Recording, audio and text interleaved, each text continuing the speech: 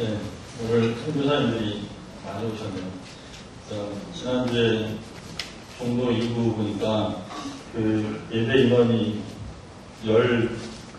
한 20명쯤 늘었더라고요. 그래서 이부가 요새 엄청 붕하고 있구나 이렇게 생각을 했는데, 선교사님 중에서 그 황예레미야 선교사님이 쌍둥이의 아들 본인 6명에다가 박앤드류 선교사님이 사모님 외에 딸 6,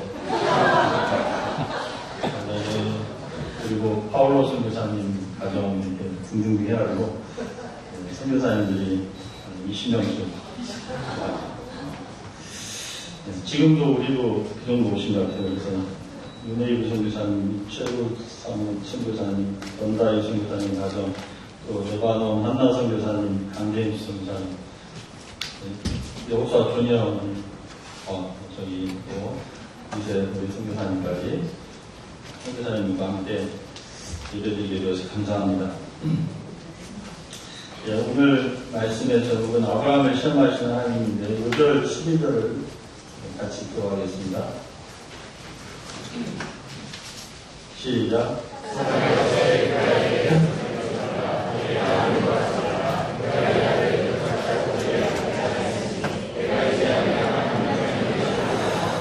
하나님 아버지, 이 시간 창세기 22장 말씀 저희 가운데 새롭게 허락해 주시고 모리아산에서 들려주셨던 그 말씀이 우리에게 새롭게 울리는 하나님의 말씀이대로 도와주시기를 기도합니다. 이 시간 성령님께 부탁드리며 예수님의 이름으로 기도합니다. 네. 창세기 22장은 개인적으로 제일 좋아하는 그런 말씀 중에 하나입니다. 많이 체험도 했고요. 1995년도에 하나님께서 하와이에 그 선교사로 운전사로 가도록 말씀하실 때, 그때 한번 이 말씀을 성령으로 이 말씀이 제게 들려오는 것을 한번 체험했고, 2004년도에 그 가장 좋아하는 거 한 가지를 버리고자 기도할 때 진정성을 가지고 기도하고자 그때로 이 말씀이 임했고, 이 말씀이 지금도 사실은 저에게 말씀하시고 있는 그런 그 음성이 있는 것 같아요. 이 말씀은 신앙의 그 최고봉, 산으로 말하면 히말라야 산 같은 그러한 고봉이라고 할 수 있는데요. 그러나 누구든지 반드시 한 번은 하나님 앞에서 이 시험을 받아야 되고 또 이 시험에 직면해서 통과해야 된다고 생각이 듭니다. 아브라함에게 주신 졸업시험이라고 볼 수 있어요. 자격시험이라고 볼 수 있고요. 그런데 어떤 분이 최근에 이 말씀에 대해서 이렇게 얘기하는 걸 들었어요. 본문은 하나님이 아브라함을 시험한 게 아니고 아브라함이 하나님을 테스트한 것이다. 이렇게 보는 시각에 대해서 독특한데 배우게 되었습니다. 왜냐하면 하나님이 과연 약속을 지키시는지 안 지키시는지 아브라함이 사실은 하나님을 테스트한 것이다. 어쨌거나 참 심오한 말씀인 것 같아요. 이 시간 우리는 하나님이 우리에게 원하시는 한 가지를 생각해 보고자 합니다. 신앙은 참 여러 가지 생각할 점도 많지만 한 가지가 중요한 것이고 또 한 가지에 모든 것이 달려있다고 볼 수가 있습니다. 그 한 가지를 배우고자 합니다. 21장을 우리가 보면은 이삭이 젖되고 있었던 이야기가 기록되어 있었고요. 23장에서는 사라가 127세에 죽은 것이 기록되어 있지 않습니까? 그렇다면 이제 이삭은 3살에서 엄마 나이에서 이제 엄마가 90세에 나왔으니까 그렇게 보면 37살 그 사이인데 이삭의 나이에 대해서는 이제 4절과 12절을 보면은 아이라는 말이 있습니다. 그래서 이 아이로 보는 것이 좀 더 타당하고, 그리고 이제 근데 아버지가 지어주신 장작을 지고 가기 때문에 학자들은 이삭의 나이를 13살로 그렇게 보고 있습니다. 하나님이 아브라함을 시험하려고 부르셨어요.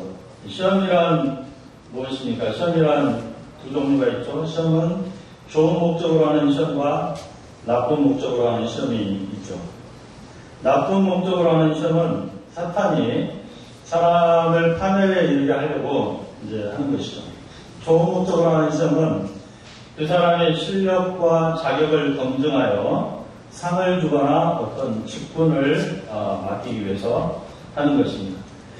그러면 하나님이 아브라함에게 내신 시험은 무엇인가? 2절을 다 같이 읽어보도록 하겠습니다. 시작.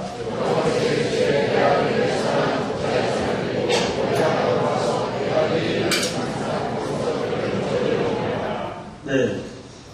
시험 문제를 보면 이제 출제자의 의도를 읽을 수 있습니다. 하나님은 이삭을 죽여 번제로 바치라고 하면서 이삭을 가르쳐 특별한 수식어로 말하죠. 내 사랑하는 독자, 이렇게 말했습니다.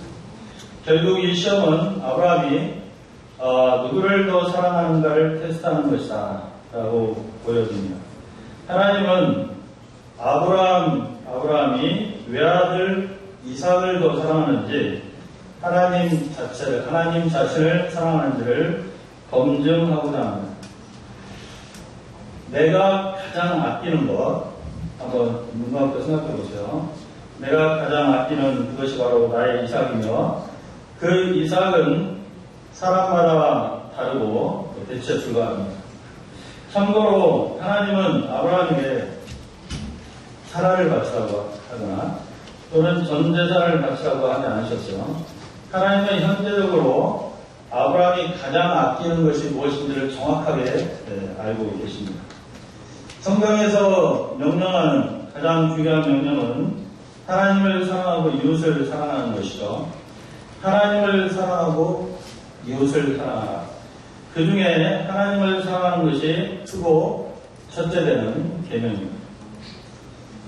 우리는 왜 하나님을 그리고 더 무엇보다 사랑해야 하는가? 그것은 하나님이 천지 만물을 창조하신 창조주이시기 때문입니다. 하나님이 창조 행위를 하지 않으셨으면 우리의 존재 기반인 우주와 만물이 존재하지 않습니다. 물론 인간도 존재하지 않습니다. 그러기에 창조자 하나님은 우리 인간의 절대적 의미와 가치와 위상을 가지고 있습니다. 창조자 하나님은 우리가 자신을 절대적으로 사랑하기를 원하십니다. 이것은 하나님이 인간에게 마땅히 요구하실 수 있는 것입니다. 또한 우리가 하나님을 가장 아끼고 사랑할 때요, 모든 삶과 가치관이 정돈되고 우리도 진정으로 행복한 삶을 살 수 있기 때문입니다. 아브라함은 우리 모든 믿는 자들의 조상이면 신앙의 모델입니다. 따라서 하나님이 지금 그를 시험하시고 그가 시험에 어떻게 부응하는가 하는 것은 그만의 문제가 아니라 우리 모든 인생들이 어떻게 살아야 하는지를 보여주는 것입니다. 번제로 드리라고 했잖아요. 번제는 제사의 종류 중에서 이제 불태운 다음에 아무것도 남지 않게 하는 제사입니다. 이것은 완전한 헌신을 말하죠. 하나님은 아브라함이 그렇게 자신을 사랑할 수 있는지 묻고 계십니다. 그런데 성경 전체적으로 보면 하나님은 절대로 인신제사를 요구하신 적이 없습니다. 따라서 이삭을 죽여 바치라는 것은 실제로 하나님이 그것을 원하시도 않고 결과적으로 이삭은 죽지도 않습니다. 하나님은 왜 하루길이 아닌 3일길을 되는 오늘날 예루살렘 모리아산까지 가서 굳이 이삭을 바치라고 한 것일까요? 만약에 근처 뒷산에서 이삭을 번제로 드리려고 했던 틀림없이 사라에게 발각되었을 것입니다. 또한 3일 길을 걷게 하신 것은 한 번 하나님을 이삭보다 더 사랑하기로 결심했으면 흔들리지 않고 초지일관 그 길을 갈 수 있는지 그것까지 테스트하신 것입니다. 자, 그러면 하나님의 시험에 아브라함은 어떻게 반응합니까? 첫째로 아브라함은 고민하거나 근심하지 않았습니다. 사실 그렇게 아끼고 사랑하는 이삭을 죽여 바친다는 것은 엄청난, 얼마나 고민이 되고 힘든 일일까요? 틀림없이 본문에 겟세마네 기도에 준하는 몸부림이 기록되어 있어야 합니다. 아브라함이 이스마엘을 쫓아낼 때 얼마나 근심하고 고민했습니까? 그런데 본문에는 그 고민과 몸부림의 기록이 없습니다. 왜 그랬을까요? 어떤 분은 이게 그 기록을 하지 않았다 이렇게 보는데 저는 그렇게 생각하지 않습니다. 이때 아브라함의 나이는 113세 정도였고 신앙은 완숙한 최고봉이었습니다.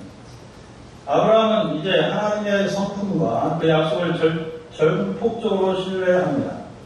그러므로 어떤 방향에도 그것을 소화하여 감당할 내면의 여유와 힘이 있습니다.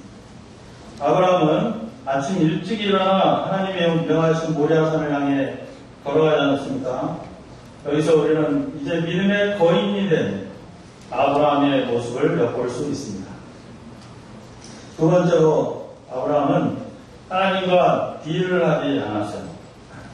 이삭을 가장 사랑하는 아브라함은 혹시 하나님 사라를 좀 바치면 안 될까요?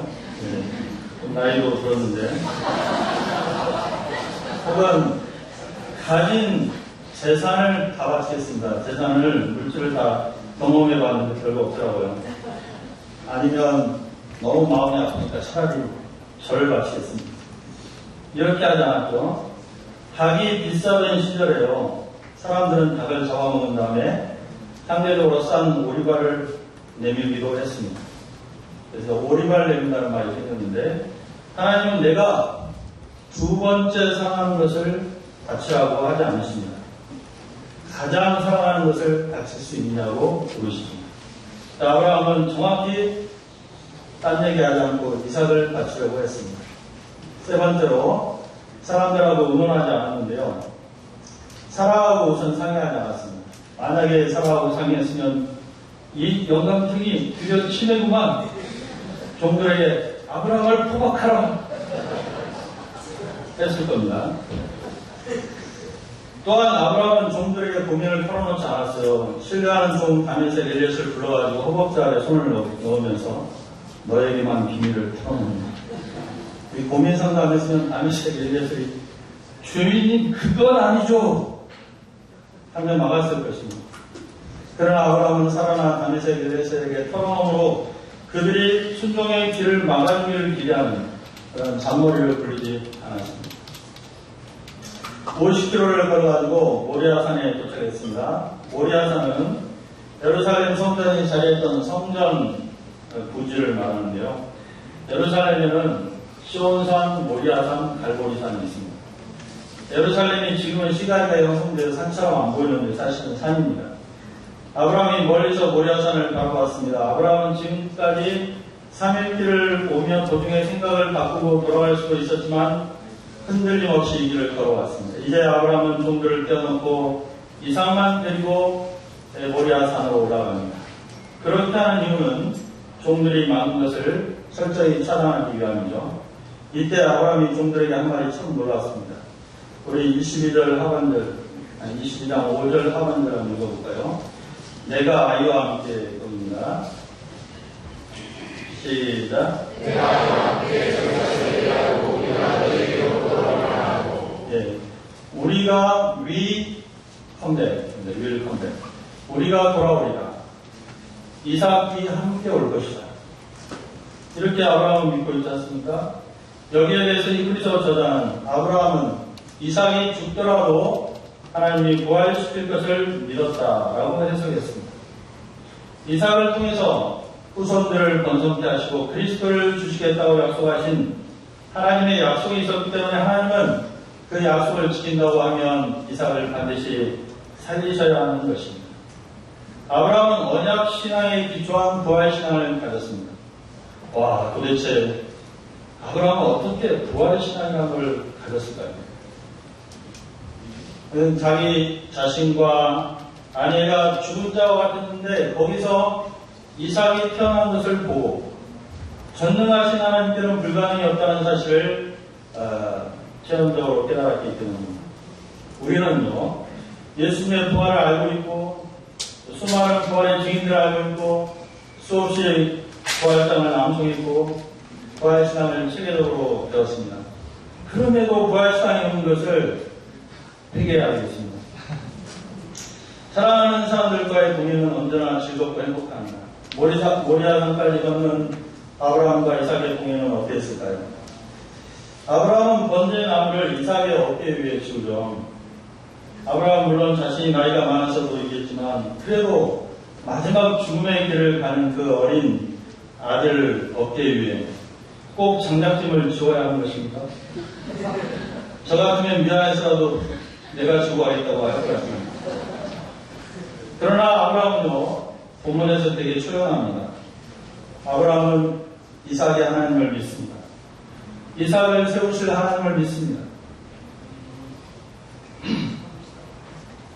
이삭에게 축복하시고 그를 통해 번성케 하시고 그를 통해 그리스도를 주실 하나님을 믿습니다.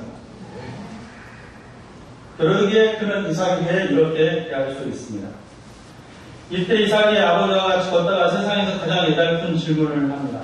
아버지, 내 아들아, 왜 그러니? 아버지, 불과 나무는 있는데 건져야 할 어린 양은 어디 있습니까? 참으로 가슴 저미는 질문이죠. 그리고 세상에서 가장 대답하기 난처한 질문입니다. 이때 아브라함이 어떻게 하기 쉬웠습니까? 이삭의 질문에 무너지면서 미안하다 이삭아, 너 눈치챘구나. 돌아가자. 내가 아무리 하나님을 사랑해도 이건 아니지 라고 할 수 있었습니다.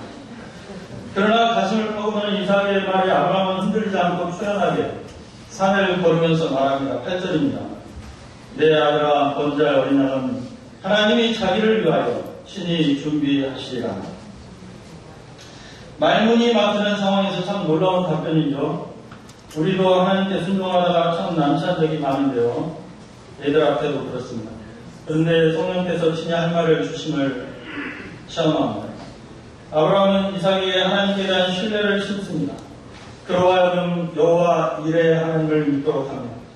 우리도 후배들이나 양들이나 자녀들을 도울 때 잘 돕는다고 이런저런 인간적인 소리를 할 것이 아니라 하나님께 대한 전폭적인 신뢰를 심을 수 있기를 기도합니다. 자, 9절과 10절을 보십시오. 우리 목자님들 9절 10절 한번 읽어보고 형제 목자님들입니다. 시작.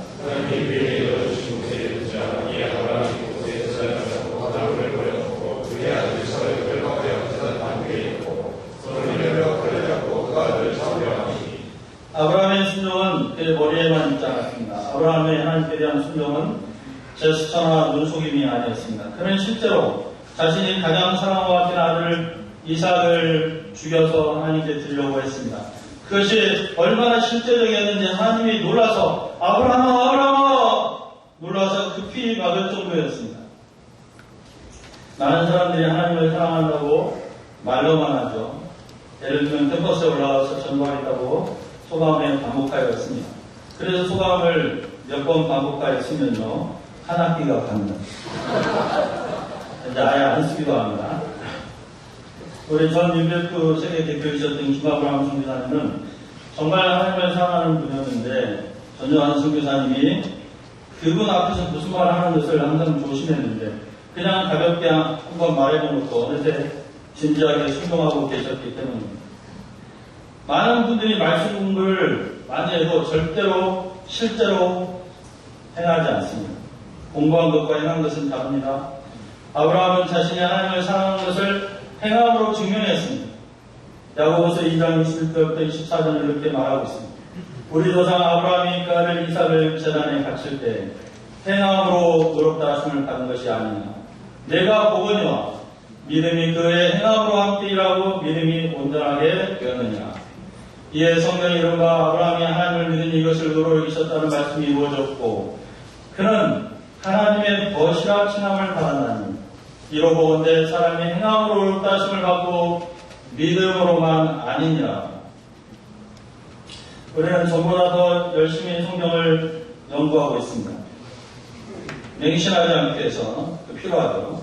그러나 신앙은 항상 행함으로 완성됩니다. 어떤 사람이 기도에 대해서 연구 많이 하는데 실제 기도하지 않습니다. 어떤 사람이 전도 심포즘을 연구 발표하고 전도하지 않습니다. 어떤 사람이 사랑에 대해서 설교하면서 사랑을 실천하지 않습니다. 믿음이 있다고 하지만 신앙이 실제적인 면들이 따르지 않습니다. 말로만 합니다. 그것은 하나님을 속이는 것이요. 그는 하나님께 결코 인정받을 수 없습니다.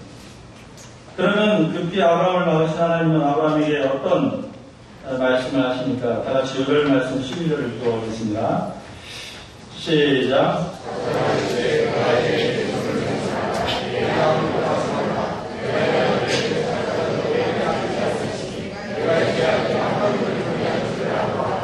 우선 하나님은 이삭이 죽지 않게 하셨습니다.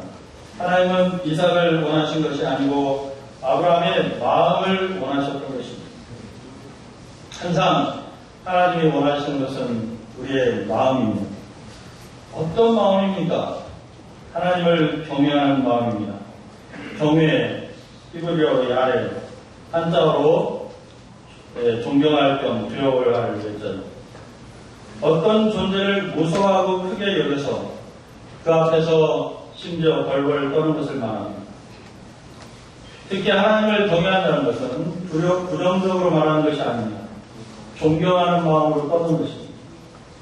하나님의 존재를 존경하며 하나님의 세상 무엇보다 크게 여기는 것입니다. 하나님을 사랑하는 것이 이 부분에서는 경외라는 단어로 대체되었습니다.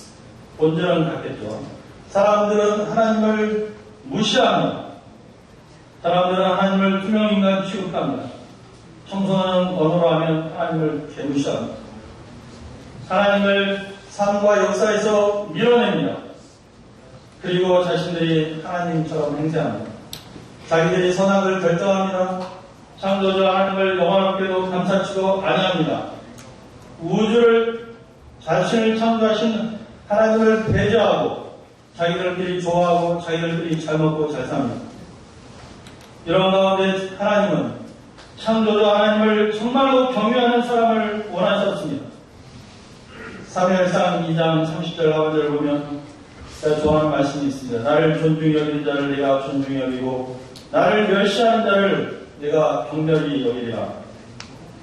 창세기 하나님은 창조주로서 피조물들에게 존중받기를 원하십니다. 특히 인간들에게 그렇습니다. 그러나 창세기에서 안타까운 사실이 무엇입니까? 천지 창조가 된 지 얼마 안 된 시점에서 사람들이 하나님을 무시하고 자기들만의 리그를 결성했습니다. 심지어 첫사람 아담부터 그러했습니다. 하나님은 이법신이 아니라 인격신입니다.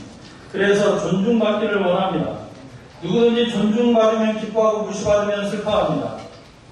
하나님도 마찬가지입니다. 하나님을 존중한다는 것은 그 말씀을 존중하는 것입니다. 그 말씀에 가장 진지한 태도로 순종하는 것입니다. 하나님은 온 세상이 하나님을 무시했지만 한 사람 아브라함이 독자를 바치기까지 자신을 존중하는 것을 통해서 위로받으셨습니다. 하나님은 아브라함을 부르실 때 아브라함이 이런 사람으로까지 성장하는 기대를 가지고 그를 키우셨습니다. 이렇게 하나님을 경외하는 한 사람을 키우시고 그를 본받아 또 하나님을 경외하는 사람들을 키우시는 것, 이것이 하나님의 소망이고 계획이었습니다. 그런 공동체가 세워지고 그런 나라가 세워지기를 원하셨습니다. 어떤 사람은 하나님은 경외하지 않는데 사람은 엄청 경외하는 사람들이 있습니다. 사람을 크게 여기고 그를 두려워하며 그의 말이 옳든 그르든 잘 보이려고 순종합니다. 그러나 어떤 이들은 하나님을 경외함으로 사람들에 대한 두려움을 이깁니다. 히브리서 11장의 모세의 부모님은 하나님을 경외함으로 왕의 명령을 무서워하지 않고 모세를 키웠습니다. 모세는 치르러 갈 때 바로를 무서워하지 않고 도전장을 내었습니다. 하나님은 다니엘은 하나님을 경외함으로 왕의 금령이 있었지만 하루 세 번 목숨 걸고 기도했습니다. 사도행전에서 베드로와 요한은 관원들의 핍박을 받을 때 너희들의 말을 듣는 것이 옳은지 하나님의 말씀을 듣는 것이 옳은지 판단하라고 말하였습니다. 하나님은 축복의 주관자이십니다. 우리가 축복된 인생을 사는 비결은 축복 자체를 얻으려고 온갖 노력을 하는 것도 있지만 정말 현명한 사람은 축복의 주관자이신 하나님을 기쁘시게 하고 하나님께 인정받으려고 합니다. 하나님을 기쁘시게 하려면 하나님께 대한 경외심을 인정받아야 합니다. 그러면 아브라함의 경외심을 인정하신 하나님은 이제 그를 어떻게 축복하십니까? 하나님은 이삭 대신에 한 순양을 이미 준비해 두셨어요. 이 어린 양이 언제부터 준비되었는지 궁금합니다. 네, 하나님 나라에서 물어보면 좋을 것 같습니다. 하여간 중요한 것은 하나님이 미리 준비해 주셨다는 것입니다. 제가 지난주에 브라질에 파울로 선교사님하고 조인 2세 선교사를 했는데 저희 부는 아니고 그래도 이제 성교하기 때문에 저는 바쁘고 그래서 아침 시간에 섬겨야 되겠다 이렇게 방향을 잡고요. 근데 아침에 섬기면 서운해할 수도 있습니다. 잘못 섬기면. 그래서 이분들을 어떻게 잘 섬길까 기도하고 하나님 제가 어떤 시간에 가면 좋을까요? 하루 동안 기도했는데 명봉 설렁탕으로 가라. 제가 만든 얘기로 아니죠. 직접 그런 음성이 들었다는 거 아닙니다.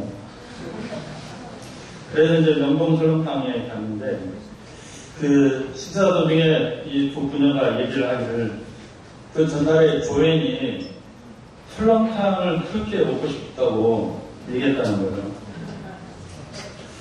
그래서 저는 하나님이 이 조연을 위해서 설렁탕집을 예비하시고 인도하셨다는 걸 알게 되었습니다. 조연이 100세 설렁탕이라는 걸 시켰어요. 그래서 저는 그 설렁탕이 좀 뿌옇고 비싸긴 한데 버섯이 들어가 있어가지고 제가 먹는 보통 설렁탕이 훨씬 낫지 않았을까. 그래서 도중에 이제 바꿔주고 싶은 마음이 들어서 물어봤더니 자기는 버섯 들어간 설렁탕이 그렇게 먹고 싶었다고. 그래서 이제 조연이 누군지 아세요? 네, 의대 다니는데 약간 순수해 보이는 그 자매님 있잖아요. 작년인가 먼저 왔었는데. 그래서 이 순수하고 겸손한 조연이 하나님을 정말 순수하고 겸손히 사랑하는 분이구나. 근데 이 아빠와 조연이 무슨 얘기를 했냐면 언니가 이제 결혼하는데 13날 안 나죠. 결혼하는데 다음은 자기 차례이기 때문에 결혼을 위해서 기도한다 이렇게 말했습니다. 그래서 제가 이분들하고 여호와 이레 하나님에 대해서 나눴습니다. 설렁탕 한 그릇을 먹는 것까지 섬세하게 예비하시고 인도하신 하나님께서 어떻게 결혼 문제를 인도하시지 않겠느냐 말했습니다. 우리가 하나님을 사랑하고 하나님이 우리의 삶을 예비하신다면 우리가 무엇을 걱정하고 무엇을 두려워할 필요가 있을까요? 우리가 하나님을 사랑하고 여호와 이레의 하나님을 굳게 믿을 수 있기를 기도합니다. 다음으로 번성의 축복과 그리스도에 대한 약속입니다. 하나님은 아브라함에게 큰 복을 주셔가지고 그 씨가 번성하여 셀 수 없게 많게 하시겠다고 했었는데요. 이 번성하시겠다는 약속 속에는 당연히 먹고 사는 것은 책임져 주시겠다는 말은 당연히 그 속에 들어있는 것입니다. 시큐리티에 대한 것도 마찬가지입니다. 오늘날 아브라함의 영육간의 우선은 지구의 절반을 차지하고 있습니다. 아브라함을 향한 시험은 그가 받을 축복에 비하면 지극히 작은 것이었습니다. 무엇보다 하나님은 계시에서 그리스도가 나게 하시는데요. 그리스도를 통해서 천하만민이 복을 얻습니다. 그리스도는 대통령 100명, 노벨 평화상 수상자 100명보다 더한 분이십니다. 이런 후손을 배출하다니 그것은 가문의 영광이요 조상의 영광이 아니고 무엇이겠습니까? 자, 23장 내용은 사라의 죽음과 그것을 계기로 아브라함이 막벨라 굴을 대입한 내용입니다. 여기 막벨라 굴 사진 좀. 막벨라 굴이 무슨 동굴인 줄 아시죠? 여기가 말하자면 이스라엘의 웨스트민스터 사원입니다. 여기에 이제 아브라함, 사라, 이삭, 리브가, 야곱, 레아, 묘가 여기 있습니다. 처음에는 아주 조그만 것이었겠죠. 막벨라 굴은 그 소유자가 그냥 주겠다고 하는데도 굳이 아브라함이 현시가로 1억 6천 정도의 공식 매입하여 확실하게 자기 가문의 소유로 확정했습니다. 이것은 아브라함이 가나안 땅 전체를 주실 것을 믿은 믿음 가운데 한 믿음의 행위였죠. 말씀을 맺겠습니다. 하나님은 우리가 하나님을 최고로 사랑하기 원하십니다. 우리는 무엇이 주어지지 않아도 그렇게 해야 됩니다. 하지만 이렇게 우리가 하나님을 가장 사랑할 때 하나님 기뻐하시고 우리를 사랑하시고 우리를 아끼시며 우리를 축복하십니다. 하나님이 우리를 정말 사랑하시고 아끼시기 때문에 독생자를 내어주셨습니다. 우리가 정말 하나님보다 사랑하는 것이 없어지면 하나님만 기뻐하시는 거 아닙니다. 우리 마음에도 우상이 사라지기 때문에 진정한 자유를 누리게 됩니다. 우리가 이 시간 나의 이삭은 무엇인지 발견하고 그것도 하나님께 드림으로써 실제 드리든 안 드리든 마음으로 드림으로써 하나님을 기쁘시게 하고 참 자유를 얻으며 하나님의 축복이 여러분에게 있기를 기도합니다. 하나님 아버지 오늘 말씀을 감사합니다.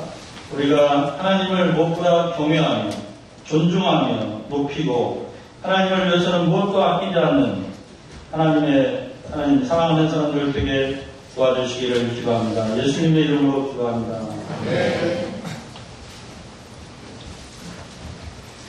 다음 주 이어서 찬송가 362장을